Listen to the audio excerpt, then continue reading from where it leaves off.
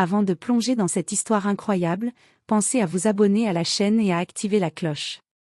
Ici, chaque récit a quelque chose à dire, et vous ne voudrez pas en manquer un seul. David Reynolds traversait la rue sombre, l'esprit léger et le cœur palpitant d'excitation. Dans son costume parfaitement repassé, il ajustait sa cravate, pensant à Laura, sa maîtresse. Il savait qu'Emily, sa femme, était plongée dans son roman au salon et ne se doutait de rien, du moins, c'est ce qu'il croyait. Chaque rendez-vous secret, chaque message effacé, chaque mensonge bien ficelé lui donnait l'illusion du contrôle. Il se voyait déjà revenir chez lui, innocent aux yeux d'Emily, comme si rien ne s'était passé. Mais Emily Reynolds n'était pas naïve. Depuis plusieurs semaines, elle observait David avec une attention silencieuse.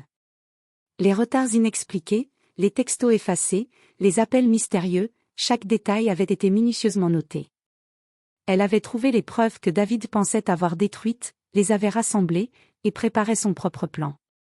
Calmement, méthodiquement, elle avait décidé de le laisser s'enfoncer dans son illusion de sécurité, jusqu'au moment exact où il tomberait dans son piège. Ce soir-là, David franchit la porte de leur maison, un sourire satisfait aux lèvres. Il ne savait pas encore que le sol venait de se dérober sous ses pieds. Emily l'attendait, immobile, un plateau de verre à la main.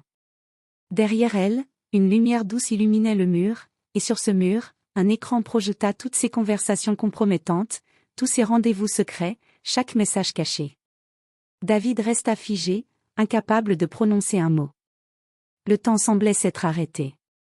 Emily, avec un calme glacial, lui fit comprendre sans un mot qu'il venait de se faire prendre au piège. Ce prologue installe la tension, le suspense et prépare le terrain pour la confrontation explosive qui suivra. On sent que David, sûr de lui, va bientôt réaliser l'ampleur de son erreur, et que le pouvoir de la situation est désormais entièrement entre les mains d'Emily. David posa sa valise à l'entrée et retira sa veste. Il avait encore le sourire confiant de quelqu'un qui pensait être invisible aux yeux de sa femme. Emily doit être absorbée par son roman, parfait, murmura-t-il pour lui-même, remontant les escaliers. Il entra dans le salon. La lumière douce des lampes révélait Emily debout, immobile, impeccable, tenant un plateau avec 2 verres de vin.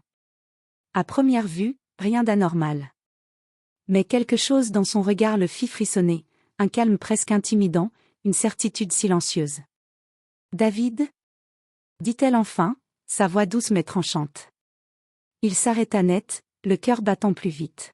« Salut, tu m'attendais » Emily esquissa un sourire froid. « Oui. Mais je crois que toi, tu m'as beaucoup fait attendre. » David fronça les sourcils. Son sourire confiant commença à vaciller.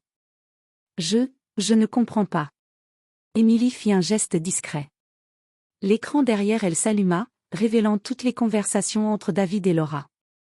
Chaque message, chaque photo, chaque rendez-vous soigneusement caché était projeté en grand. Le rouge monta aux joues de David. Son souffle se bloqua, ses mains tremblèrent. « Tu pensais vraiment que je ne le saurais jamais » demanda Emily, sa voix glaciale mais maîtrisée. David balbutia. « Emily, c'est pas ce que tu crois. » Mais Emily secoua la tête. « Oh, je crois exactement ce que je vois. Et ce soir, tu vas enfin comprendre que les mensonges ont des conséquences. » David recula d'un pas, cherchant une échappatoire, mais chaque mouvement le faisait sentir pris au piège. Il venait de réaliser qu'Emily n'était pas seulement consciente de sa liaison, elle avait tout préparé pour qu'il tombe dans ce piège parfaitement orchestré. Emily continua, d'un ton presque professoral, « Tu as choisi la voie du mensonge, David. Maintenant, tu dois affronter la vérité. Et crois-moi, la surprise que je t'ai réservée te fera réfléchir longtemps. » David sentit son monde s'effondrer. Le sourire de confiance s'était transformé en panique pure. Il venait d'entrer dans le jeu d'Emily, et pour la première fois, il se rendait compte qu'il n'était plus maître de la situation. David resta figé, incapable de bouger ou de parler. La projection derrière Emily continuait de dévoiler tous ses secrets, chaque message, chaque rendez-vous avec Laura, tout y était. Il n'y avait plus d'échappatoire. Emily fit un pas en avant, calme et assurée, et posa les 2 verres de vin sur la table basse. Tu pensais vraiment que j'allais rester les bras croisés pendant que tu me trompais, dit-elle, le regard brûlant de colère contenue. David tenta de bafouiller une excuse, mais les mots restaient coincés dans sa gorge. Émilie, ce n'était pas. Ce n'était pas quoi, l'interrompit-elle. Amusant? Justifié? Ou juste, stupide? Son ton était doux mais tranchant, chaque mot pesant sur David comme un coup de marteau. Puis Émilie fit un geste, et l'écran changea. Une nouvelle image apparut, Laura, debout à l'extérieur de la maison, visiblement au courant de quelque chose. Son visage exprimait une surprise glaciale et une attente silencieuse. David pâlit en comprenant, sa maîtresse n'était pas là pour un rendez-vous secret, elle était devenue une pièce de ce piège qu'Émilie avait parfaitement préparé. Tu vois, David? Continua Émilie, calmement, j'ai invité Laura ici pour que tu vois exactement à quoi ressemble ton mensonge quand il se retourne contre toi. Elle pensait contrôler la situation, mais c'est moi qui mène le jeu. David sentit ses jambes fléchir. Tout son monde s'effondrait. Chaque geste, chaque mensonge, chaque plan secret venait de se retourner contre lui. Il se rendit compte qu'il avait été aveugle, pensant manipuler tout le monde, alors qu'il était devenu la proie. Émilie s'approcha, le visage toujours calme, et posa une main sur son épaule. Ce soir, David, tu as deux choix, assumer tes erreurs et tenter de réparer ce que tu as détruit, ou accepter les conséquences de tes actions. Mais sache une chose. Son regard s'assombrit. Tu n'auras plus jamais le contrôle. David ne pouvait plus parler. Ses mains tremblaient, son souffle était court. Il venait de comprendre l'ampleur de son erreur, Émilie ne se contentait pas de le confronter, elle orchestrerait jusqu'au bout la leçon qu'il allait apprendre ce soir. David entendit frapper doucement à la porte avant que Laura n'entre dans le salon. Elle s'arrêta net en voyant Émilie immobile, impassible, et l'écran derrière elle. Son sourire confiant s'éteignit instantanément lorsqu'elle comprit qu'elle était tombée dans un piège. Émilie, je ne savais pas. Balbutia Laura, rouge de gêne et de peur.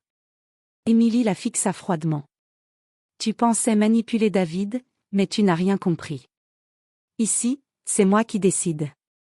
David, pris entre les deux femmes, sentit la panique le submerger. Il tenta de s'expliquer, Émilie. Laura, Mais Émilie leva une main pour le couper. David, ce que tu as fait est grave. Mais regarde là. Elle pointa Laura. Elle pensait être la maîtresse parfaite, invisible et discrète. Mais toi, David, tu as sous-estimé mon intelligence. Laura détourna le regard, consciente de son échec. Je ne voulais pas, je pensais. Penser n'est pas suffisant, dit Émilie, sa voix glaciale. Chaque action a ses conséquences. Et ce soir, vous allez toutes les deux les voir en face. Puis Émilie fit un geste subtil vers l'écran. Des photos, des messages vocaux, et même des vidéos compromettantes de David et Laura furent projetées. Chaque preuve de leur liaison apparaissait, claire et indéniable. David sentit la honte le submerger, tandis que Laura recula, incapable de mentir ou de justifier quoi que ce soit. Tu comprends maintenant, David, demanda Émilie, son regard perçant le sien. Tout mensonge finit par éclater. Et toi, tu viens de découvrir ce que ça fait de ne pas avoir le contrôle. David tomba à genoux, le visage livide, réalisant qu'il avait perdu non seulement la confiance de sa femme, mais aussi sa maîtrise de la situation. Laura, elle, recula vers la porte, honteuse et tremblante. Émilie s'approcha de lui et, d'une voix calme mais pleine de force, conclut, « Ce soir, tu as le choix, réparer ou perdre tout. Mais sache une chose, si tu continues sur ce chemin de mensonge, il n'y aura plus jamais de retour en arrière. » David leva les yeux vers elle, réalisant enfin la gravité de ses actes.